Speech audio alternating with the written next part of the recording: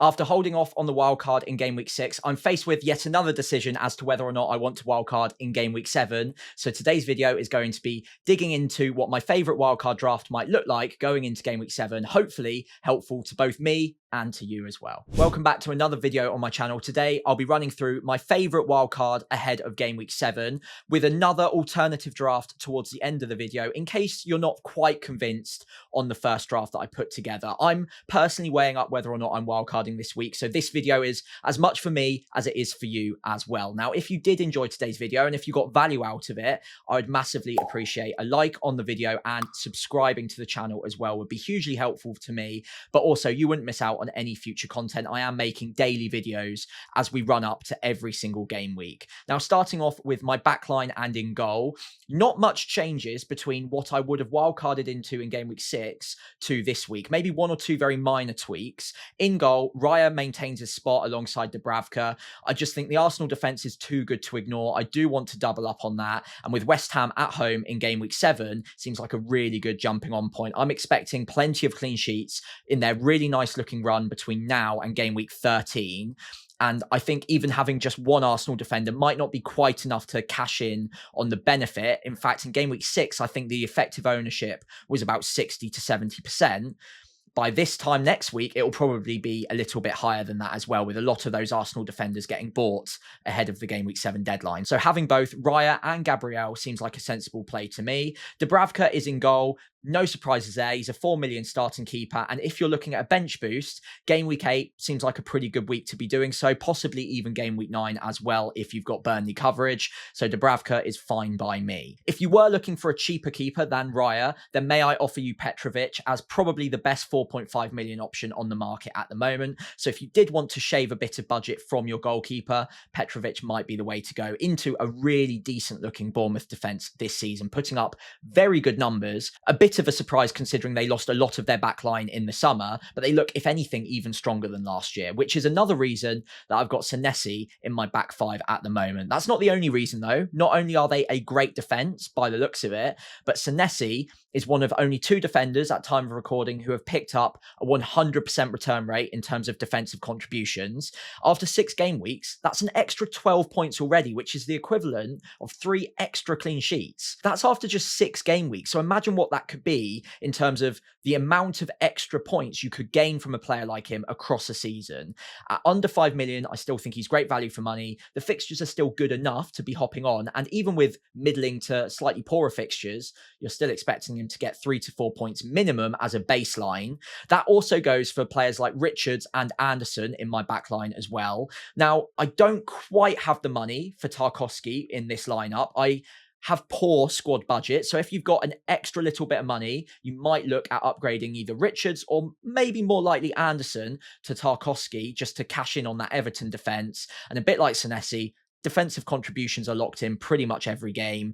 And he's also got the upside from set pieces in a good defence too. So if you can afford it, Tarkowski would be in for me, despite the fixtures maybe not looking quite as positive as they did a couple of weeks ago. I'll just flash them up on screen now. But even with these fixtures, I still think that he's a decent investment in the back line. Although, if you're looking at saving money, Richards, good on DEFCON, decent in the air and in a good defence. Same goes for Anderson as well. I think they're both absolutely fine budget pickups at just 4.5 million each. I've already touched on Gabriel, but this week in particular against West Ham, who have been extremely poor from set pieces, it wouldn't be the craziest thing to see Gabriel get another set-piece goal from that in the best defence in the league statistically.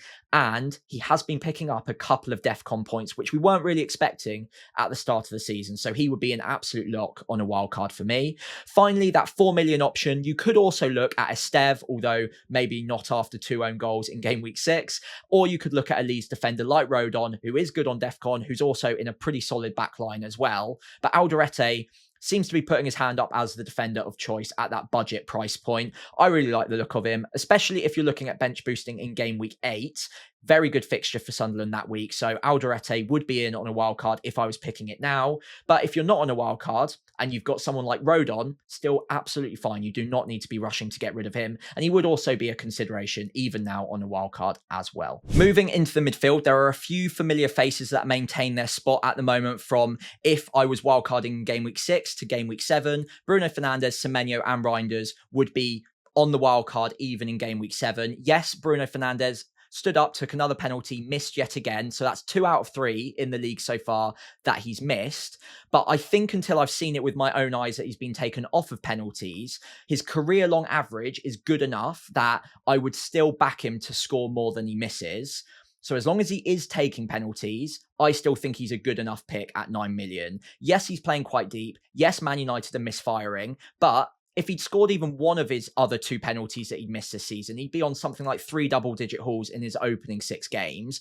As it is, he's on 2 double-digit hauls, and even though he's missed 2 penalties and got minus points from that, he's still up there as one of the better midfielders to have owned up to this point. So he's got a load of routes to points. He gets good DEFCON. He's been a bit unfortunate not to get a couple more DEFCON points across the first 6 game weeks. And I think the 2 penalties missed out of 3 is worrying. It's certainly concerning, but it's not enough for me to drop him from a wildcard squad personally. However, I understand the argument to go without him. Man United are undoubtedly misfiring right now. My second wildcard later on, if you wanted to fast forward, doesn't have him in the side. So do feel free to go and check that out if you are adamantly against a Bruno draft. Semenyo, I don't think we really need to say much more about him. He's taking an immense amount of shots, as he did last season as well. So that is sustainable as far as we can tell. He's also looking like he's on penalties at the moment, especially whilst Cliver isn't back in the starting 11 full time. And now we know that he's decent from free kicks. He got a free kick goal in game week 6. So the amount of routes to points that this guy has is phenomenal, a bit like Bruno Fernandes at a cheaper price point. And even though he's had, I think it's 8 price rises now, so up to 7.8 million, I still think he provides good value for money if he ticks all those boxes. And Bournemouth's fixtures are hardly anything to be scared of. They're still decent enough for him to get attacking returns in that run. So for me, he'd be a lock on a wild card. Reinders is another player that is in a lot of teams right now. Would have been on a wild card if I did it last week, but I think he survives this week. I'm not expecting returns every single week from him at under 6 million, but he's playing in a very good attacking side. He'll pick up the odd assist to Haaland. He'll pick up the odd goal every now and then, and he gets good minutes in the league. So until we see him maybe getting reduced minutes in the league, I still think he's a very good pick at a very good price point as well. If he was any more expensive, it might cast a few doubts in my mind, but as long as he's under 6 million, you're basically paying nothing for him for a Man City midfielder that is nailed, that will tick over with maybe an attacking return in 1 in every 3, 1 in every 4 games. That is absolutely fine for the price point. So he stays on a wild card for me. The 2 other players, and there are others that I would want to consider. So if you don't like the look of these 2, go forward to wildcard draft number 2. There are a few other options in there, but Enzo Fernandez is someone that has consistently been impressive in the league so far this season. Despite the fact that Chelsea have gotten 2 red cards in the last 2 game weeks, hasn't really impacted Enzo Fernandez's underlying XG data. He's been getting further forward with Cole Palmer out of the side. And so far, at the price point, he's one of the best performing players in the league. Yes, Liverpool in game week 7 is not ideal, but with this makeup on a draft, you could even arguably bench him. But the way he's returning, I wouldn't even be that scared of playing Liverpool right now. It looks like Palmer will be out for that game. That means Enzo probably has a bit more license to go forward. He could be on penalties. It's one of him or João Pedro whilst Palmer is out. So there's that. And like I said, unlike last season where he was maybe playing a little bit more of a withdrawn role, getting forward every now and then, but not quite as much, this season, he is getting involved in that final third, in the final phase, and on the cutbacks as well. He got his goal from across to the back post this week, where, again, it was a very high XG chance, and usually a deep-lying centre mid wouldn't be getting up for those chances. So I like the signs. I think it's very positive for someone at his price point, and he might easily sneak in on a wildcard draft for me. Another player that would probably sneak in on a wildcard draft for me this week would be Granit Xhaka. He's been phenomenal for Sunderland so far this season. At 5 million, I think it's a very good value for money. He's picking up assists. He's getting DEFCON as well, which is all you can really ask for someone at that price. And again, with bench boost in mind, if you still had that up your sleeve, which I do, game week 8, looks like a great fixture, a great opportunity to play that double Sunderland that I've got there. Alderete and Xhaka and Dubravka as well would all be good on a bench boost in game week 8. So very happy with him. Stack is still a good option. So is Dewsbury Hall, but Dewsbury Hall does have 4 yellows at time of recording. I don't know what happens in the West Ham game tonight, but still on 4 yellows right now. But I think Xhaka might edge it. He seems just so important to everything Sunderland are doing. They look like a very good side.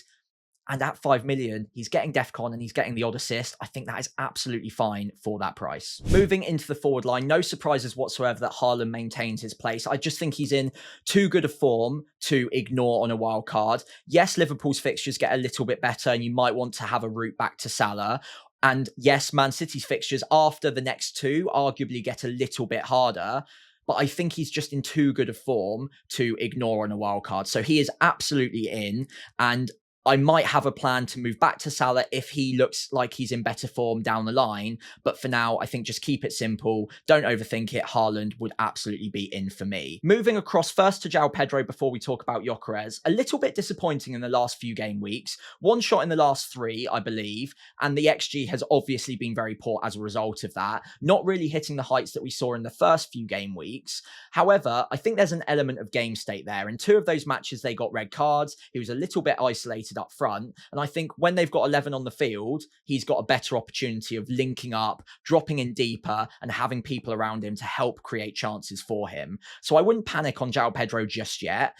And once Liverpool is out of the way, Chelsea have a phenomenal run of fixtures between game week 8 and game week 12. So I would want a bit of Chelsea coverage. And João Pedro still seems like good value in the forward line. It also almost guarantees that I've got the penalty taker, because I'm not completely confident whether it would be João Pedro or Enzo. In this draft, I've got both of them. So I've definitely got a Chelsea penalty taker in there, unless Cole Palmer comes back in straight away. So I still think João Pedro survives for me, but there is another striker that I am looking at, which I'll talk about a little bit more in the second draft. Finally, Gyökeres, another player that I do have hesitations on going into game week 7, but I think the fixture run is just too good to ignore. He's been poor in the matches that you'd expect Arsenal to have slightly less control in, and in the matches where they are dominating possession, kind of the flat track bully games, I suppose you would call them, Gyökeres has feasted and has had a good time. Now, over the next few game weeks, Arsenal have got a number of those fixtures where you would expect them to control the narrative, control possession, and probably be able to find Gyökeres more often than not. West Ham in particular seems like a great opportunity for him to get back up and running and start finding the net a bit more often. And there's also a little bit of narrative going on. All it took is one decision to go their way in game week 6, and he could have won himself a penalty. He could have taken that penalty, and none of us would even be questioning him going into game week 7. But I think the fixtures will provide some form for him. What we've seen so far is in the easier fixtures, he has found opportunities. And I think West Ham will be easy enough, or provide enough opportunities, I suppose, even under Nuno Espirito Santo, to help him find his feet yet again. And there are good fixtures after that as well. So I would want some Arsenal attack. Whether or not it is definitely Gyökeres is up for debate. So it might be time for me to take a look at wildcard draft number 2, where there are, I think, 3 changes from this one, which might be more up your street. Okay, so wildcard draft number 2 does indeed have 3 changes. So not wholesale changes. This one does have 8 strong attackers. So you give yourself a bit of a benching headache every single week. But if you didn't want to do that, and you don't have the bench boost in your back pocket, then you don't need to upgrade Xhaka to Sarr. We'll talk about Sarr in a moment. But that money could be used elsewhere. It could be used to upgrade one of your defenders to Tarkowski, for instance. So I quite like it this way, but it does give you a weekly dilemma as to who you might be benching. I do really like Crystal Palace as an attacking outfit this season. They're putting up very strong underlying numbers. So are Sarr and Mateta in isolation. Now, their fixtures don't jump off the page. They're not great. In fact, the next 3, arguably not a great time to be hopping onto them. But they've been good enough going forward that I'd back them to score in any of those games. And over the long term, I think you're going to want at least 1 Crystal Palace asset, if not 2. Mateta on penalties, putting up great underlying data, has underperformed that data so far. So the output hasn't really matched the numbers that he's been putting up. But usually he tracks with those numbers fairly closely. So I'd expect a reversion to the mean there. And Sarr always puts up very good underlying data, and he's still at a very good price point. So I'd like to potentially even include both on the wildcard, but certainly one would be very tempting. Now, what I've been able to do here by downgrading Gyökeres to Mateta is obviously upgrade Bruno Fernandes to Saka. So I've still got triple Arsenal. We haven't seen a lot of Saka since he's come back from injury, and the minutes are going to be managed. So this would be a little bit punty, but we know the quality that Saka has. And if you read what we saw in game week 6 as Saka was going to take the penalty if they were awarded it, then it does make sense to try and include Saka on a wild card. I don't think the minutes will be perfect. He'll get brought off early fairly often, but I think the fixtures are good enough to maybe take a bit of a punt on him, and maybe you get a little bit lucky despite having maybe less minutes than Gyökeres. He might have better output. So I really like Saka, and if you're not convinced on Bruno, then maybe that is an alternative strategy you could go with. And in this, it's basically Saka and Mateta goes up against Bruno and Gyökeres. Now, Bruno and Gyökeres aren't impressing people that much at the moment. So if you're in that camp and you're not overly enamored with either Bruno or Gyökeres, then this might be a combination that sits a little bit better with you. And it also gives you the opportunity of using the spare funds to upgrade someone elsewhere, whether that's Xhaka up to Sarr, or whether that's someone in your backline up to Tarkowski, maybe Anderson up to Tarkowski here. That is completely your call. But I still think this shape works quite well on a wildcard. So let me know which of the two you prefer. I think I slightly prefer wildcard draft number 1 at the moment, mainly because I just haven't lost faith in Bruno and Gyökeres altogether yet. But I really like the Crystal Palace options, Sarr and Mateta, and I also like the differential of Saka in there as well. So let me know if draft number 2 is more up your street.